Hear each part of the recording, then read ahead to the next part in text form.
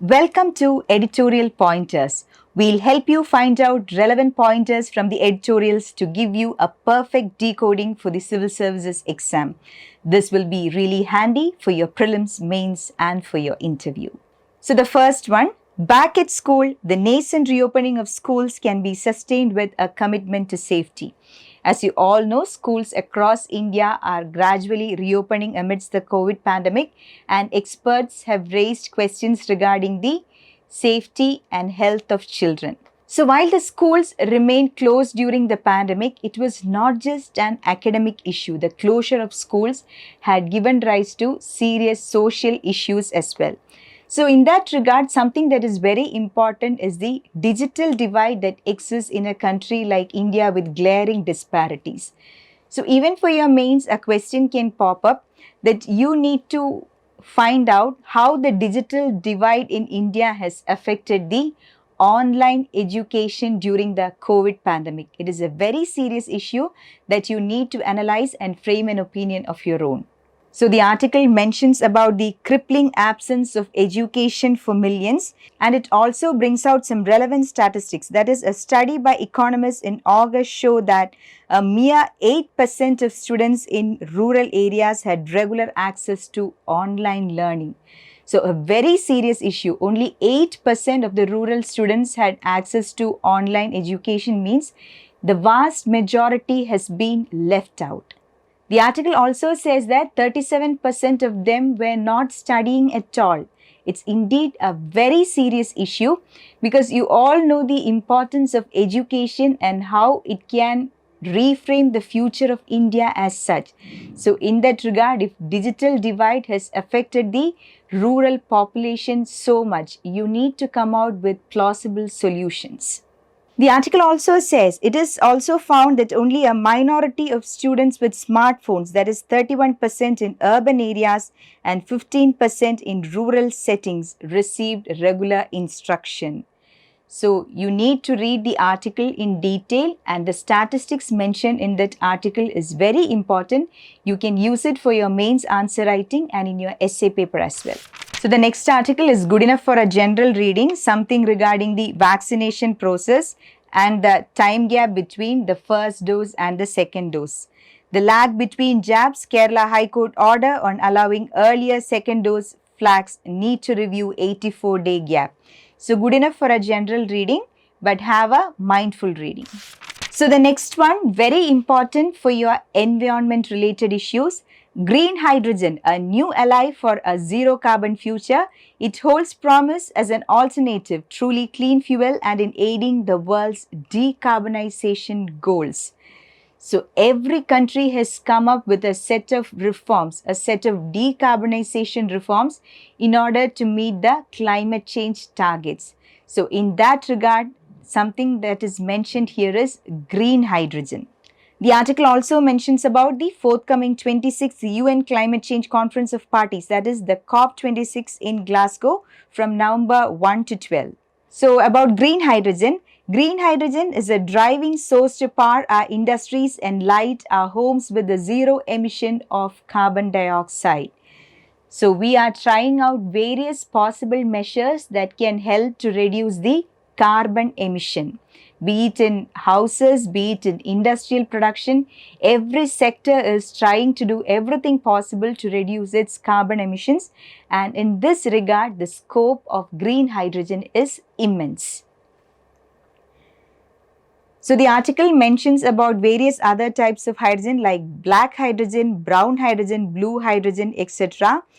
and try to find out more about each types of hydrogen and its relevance, if any. Green hydrogen is the emerging novel concept, is a zero carbon fuel made by electrolysis using renewable power from wind and solar to split water into hydrogen and oxygen. The article also mentions about the various ways in which green hydrogen can be used, very important. Then there is a mention about two important organizations as far as climate change and environmental degradation is considered. That is International Renewable Energy Agency, or IAEA, and International Energy Agency. Very important. Try to find out the distinction between IAEA and IEA, its areas of operation, and various initiatives by these two organizations in reducing the carbon footprint, in reducing the carbon emissions, and various measures that they have adopted in moving closer to a greener future. The article also mentions something very interesting, that India is the world's fourth largest energy consuming country behind China, United States and the European Union. And as per the forecast, by 2030, India is likely to become the third largest energy consuming country by surpassing European Union. So for such a country with a massive population, the road ahead is not that easy. And there is a mention about the initiative by Indian Railway, that the Indian Railway has announced the first experiment of a hydrogen fuel cell technology based train. So very important, even the Indian Railway is attempting such greener initiatives, and the railway plans to run it under the Northern Railway on the 89-kilometer stretch between Sonepat and Jind. Very important. Next one, something important for your prelims. Detecting Fragile X syndrome. The symptoms cannot be treated, but early detection and therapy can improve the individual's quality of life. So something about a Lesser disease, the Fragile X syndrome. Fragile X syndrome is caused by changes in a gene called FMR1, which make an important protein. This protein is important for brain development. So try to find more about the Fragile X syndrome and the FMR1 gene. It is very important for your prelims. From the mains perspective, there is a mention in this article regarding the National Policy for Treatment of Rare Diseases 2017 was limited by challenges in implementation. This year, the government introduced the National Policy for Rare Diseases Act. Something very important. Try to read more about the National Policy for Rare Diseases Act. Next one.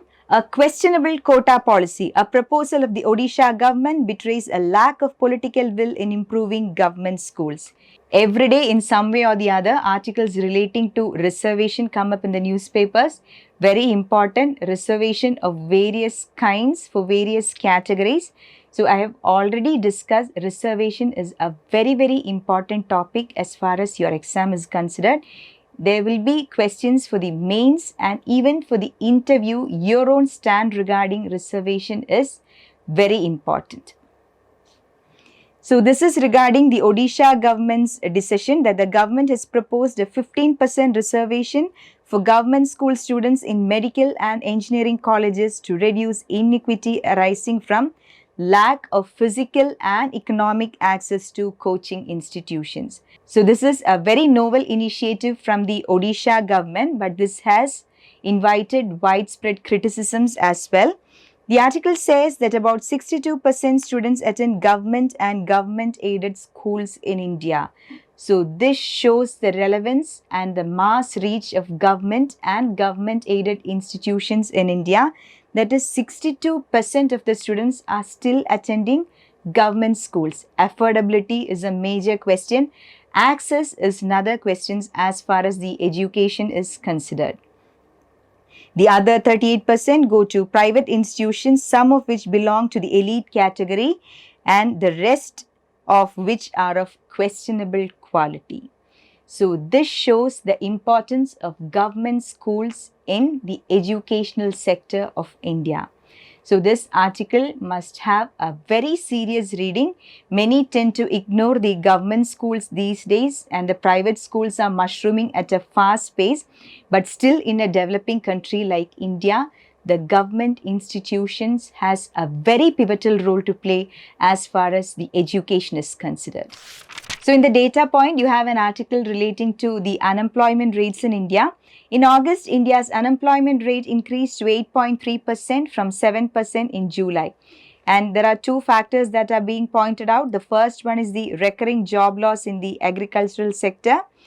And the second one, even the workers who lost job in the agricultural sector was not timely absorbed into the construction and manufacturing sectors, but they had their shift to the service sector, and most of the jobs in the service sector were informal, and so the quality of jobs was poor. So this is a different, it shows a different trend from agriculture directly to the services sector is not so common. So read the article. In the past 25 months, whenever the agricultural sector shed jobs, the construction or manufacturing or both would absorb those workers along with the services sector. August 2021 was an exception. So try to find out why such a rare trend persisted in 2021 and try to analyze it on grounds of the COVID pandemic. So now moving on to the editorials from the New Indian Express. The first one, need to find middle ground to resolve farmers' agitation. You all know that the farmers' agitation across India is a very serious issue, and the government is trying to come out with various new policies and alternatives. So it is your task to understand about all the recent policy initiatives and reforms by the government as far as the agricultural sector and farmers in particular are considered. This is very, very important, be it for your prelims or for your mains. So the article concludes by saying that revival of sorts of the agitation brings into question the continued impasse over the farm laws. So try to understand how the agricultural sector has evolved in India, the recent reforms and how the new reforms affects the farmers' lives. Whether it affects them positively or negatively, try to find a balanced answer. So the next article, beware of emergence of monopolies. Monopoly and competition are two important concepts in economy, and this article analyzes monopoly and competition by citing examples of some of the corporate giants in India. India is witnessing a similar trend across different sectors, with one or two large cash-rich corporations slowly but surely emerging as sector leaders, dwarfing competitors. So this article is trying to bring out the negatives of monopoly. So now you can try to read this article with a different perspective, not just laying a greater emphasis on economy, but the social dimensions and various other repercussions can also be analyzed. The article concludes by saying the question of monopoly and competition is a double-edged sword, and it can cut both ways, being overly sensitive about anti-competitive practices or even monopoly can kill innovations and emergence of new efficient players. So that's why I said this article is not just confined to an economical perspective. It has got deeper and wider implications. So try to find out what are those. That's all for today. Thank you for watching, and this was Editorial Pointers.